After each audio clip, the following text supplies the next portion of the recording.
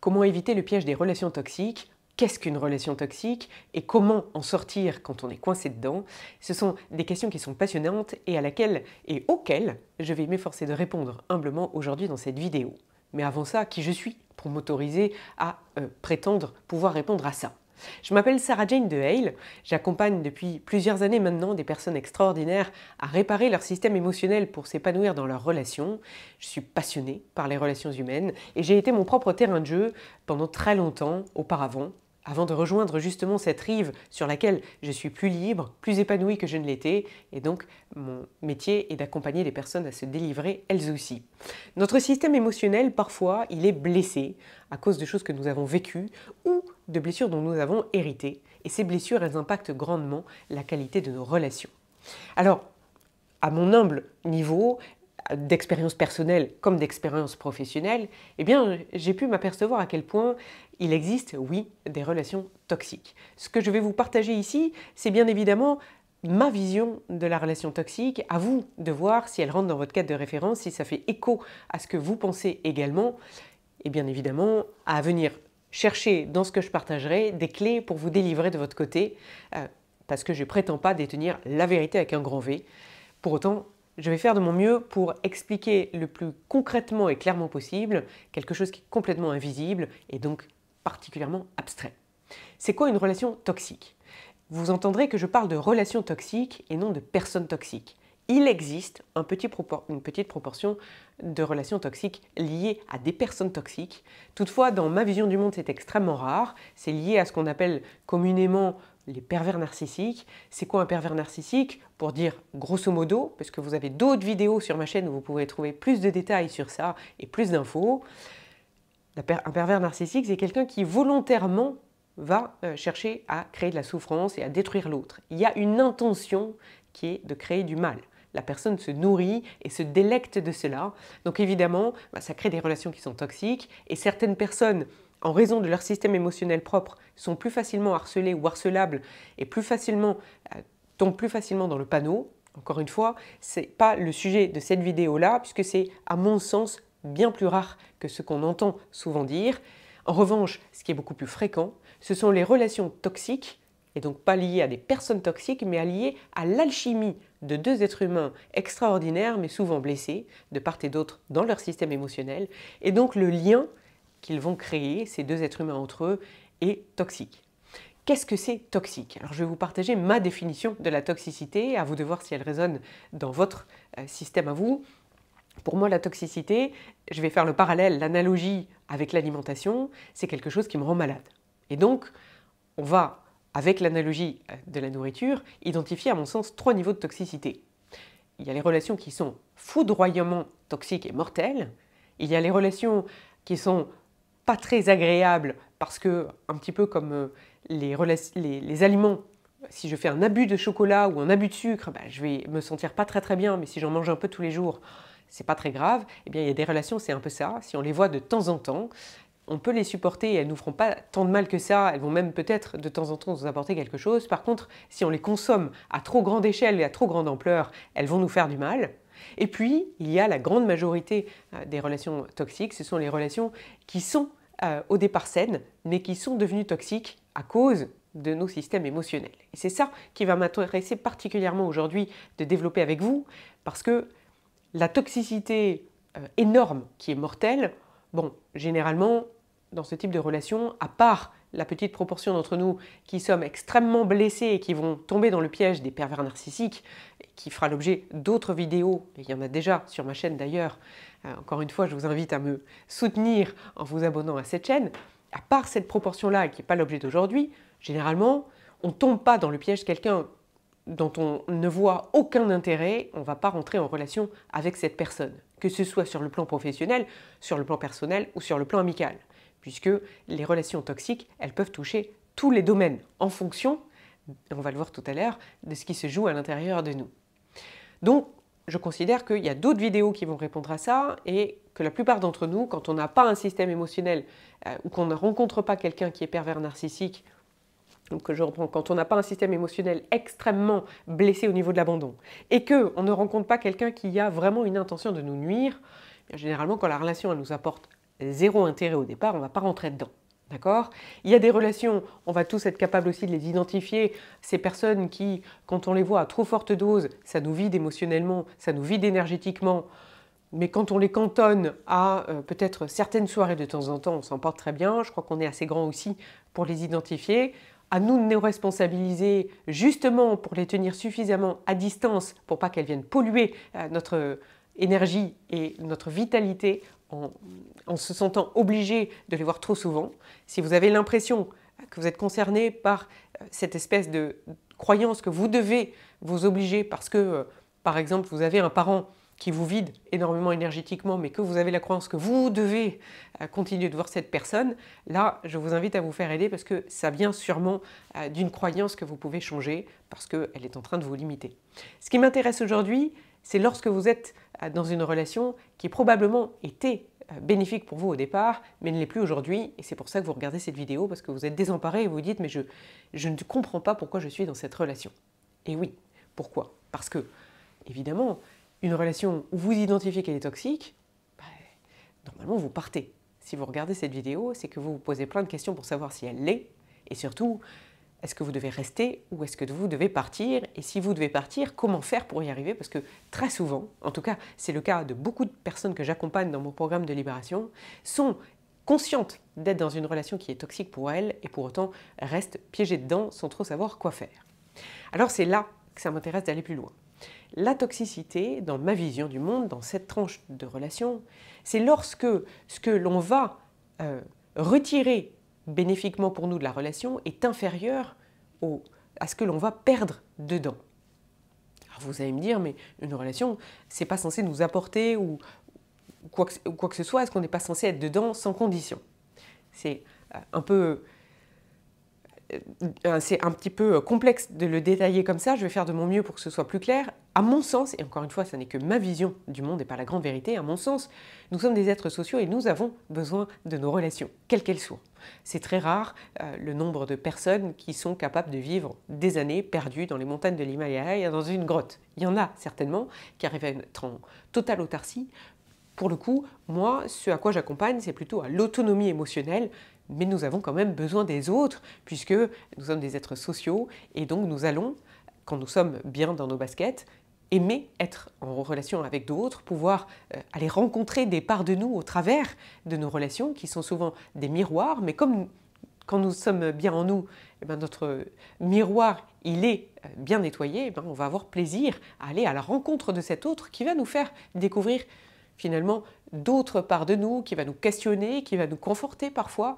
Et donc, évidemment, à mon sens, les relations sont précieuses pour notre épanouissement.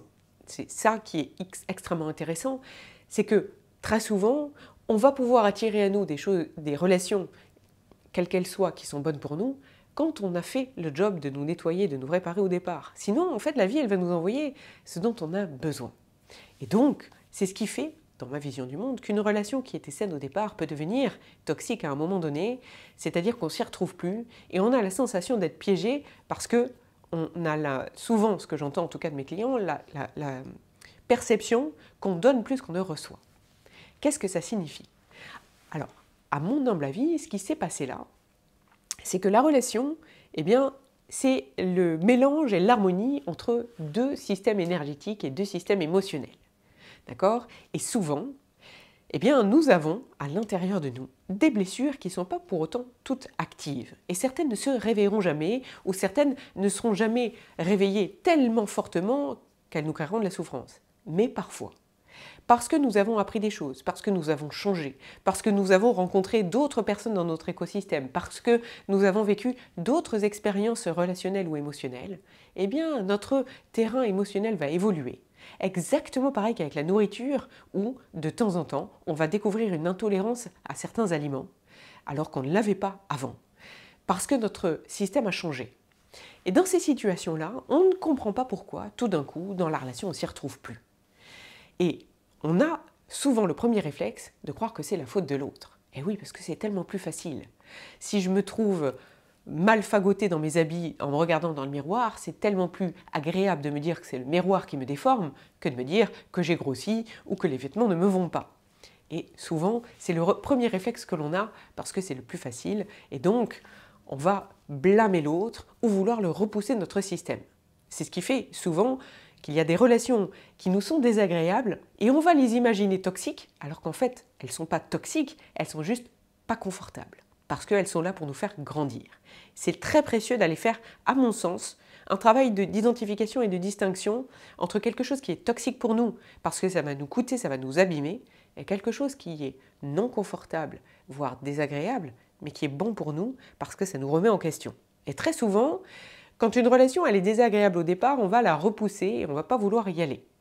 Alors que finalement, si on a fait un travail en soi, c'est ce qu'on va voir juste après, on va pouvoir remercier cette relation et en sortir plutôt grandi et quelque part pouvoir même découvrir qu'elle est enrichissante et bien plus épanouissante qu'on avait ce dont on avait l'impression de prime abord.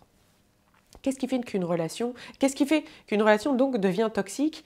C'est quand elle est finalement, au-delà du désagréable, elle est cause de souffrance pour nous. Et pourquoi on a toute cette souffrance et pourquoi, à mon sens, c'est toxique? C'est parce qu'au lieu de nous faire évoluer, elle nous fait perdre du temps. Elle nous fait perdre du temps souvent quand c'est une relation qui prend beaucoup d'espace, c'est-à-dire une relation amoureuse ou intime, ou une relation professionnelle hiérarchique, ou une relation amicale que l'on voit beaucoup.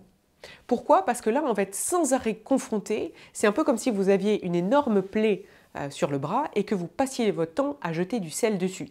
Ça empêche tout avancement. On n'est pas du tout là dans quelque chose qui est bon pour nous faire progresser, puisque finalement, on va alimenter de la souffrance tout le temps. Et surtout, toute l'énergie qu'on déploie là-dedans, elle nous empêche d'aller développer d'autres relations qui pourraient nous faire du bien, puisque nous sommes dans un schéma de survie au niveau physiologique comme énergétique, et donc nous n'avons pas la force et la vitalité d'aller à la rencontre d'autres relations. Alors vous allez me dire, mais qu'est-ce qu'on doit faire dans une telle situation, puisque ça signifie qu'on est piégé? Et oui, nous sommes piégés, puisqu'une relation qui était bonne au départ, eh bien, elle a changé. Est-ce qu'elle était finalement prédestinée à devenir à un moment donné toxique pour nous? Là, je vous laisse chacun d'entre vous vous faire votre propre idée. Est-ce qu'il y a une destinée et que nous sommes finalement sur un chemin pour nous réparer et que nous sommes finalement attirés au départ par des personnes qui nous feront évoluer, que ce soit dans la douleur ou pas? Ça, libre à chacun de se faire son avis. Ce qui est évident en tout cas selon moi et ce que je souhaite vous partager aujourd'hui, ce sont des clés pour évoluer, pour sortir finalement de cette ornière dans laquelle notre cœur est tombé quand on est dans une relation dans laquelle au départ on se croyait très très heureux et que finalement on s'avère être en grande souffrance et dont on n'arrive pas à s'extraire. Alors, il y a le cas évidemment des personnes qui sont en relation avec des personnes toxiques, on l'a vu au tout début, ça c'est spécifique. Je le rappelle, à mon sens, dans mon humble vision du monde, les pervers narcissiques restent rares. Je crois que c'est surtout une personne qui est toxique pour nous. Ce qui fait que, parfois, on peut être absolument désemparé de voir qu'une personne avec qui notre relation est extrêmement toxique va développer des relations très saines avec d'autres personnes. C'est la même chose avec des aliments. On peut être extrêmement allergique au chocolat et pourtant, il y a d'autres personnes qui mangent du chocolat et ça leur fait rien. D'accord? C'est pour ça qu'à mon sens, ce sont les relations qui sont toxiques en fonction de l'alchimie qui se passe. La bonne nouvelle, c'est que si nous changeons, ou que si l'autre change, une relation qui était devenue toxique peut redevenir saine. C'est là que c'est extrêmement intéressant d'aller creuser le sujet.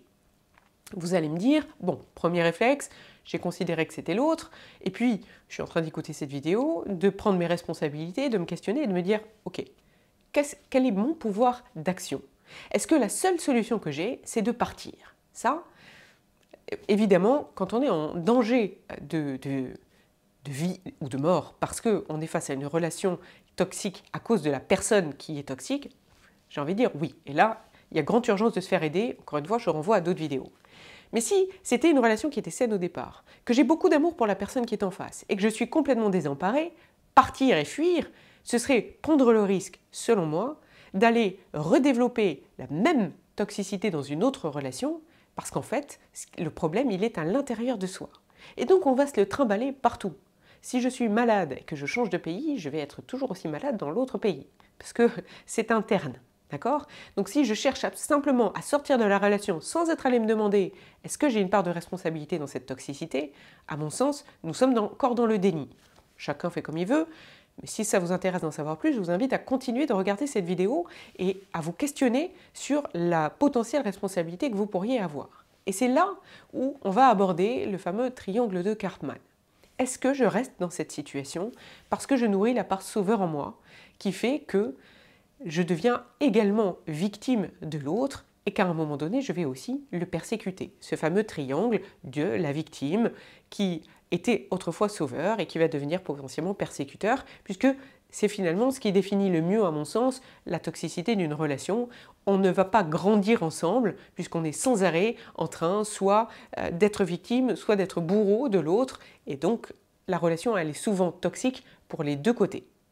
Il y a en effet des exceptions, notamment dans le monde professionnel, où finalement, il y a des personnes qui vont bénéficier de la toxicité d'une relation et pas l'autre. Ça arrive.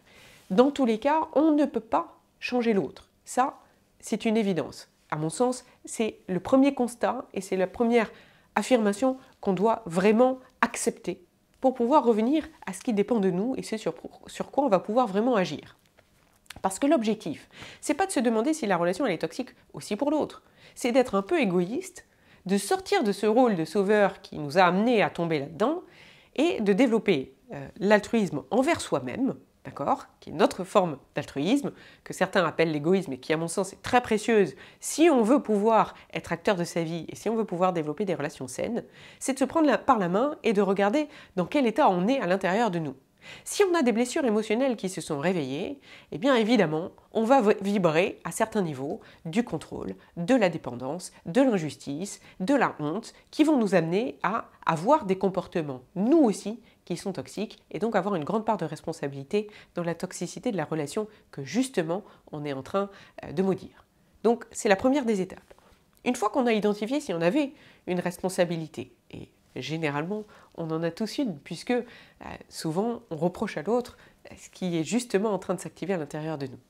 C'est d'aller se faire aider, parce qu'à mon sens, on gagne beaucoup de temps. Alors, chacun fait comme il veut. Si vous avez envie laborieusement de prendre le chemin le plus long et de creuser tout seul pour trouver des solutions, pourquoi pas ?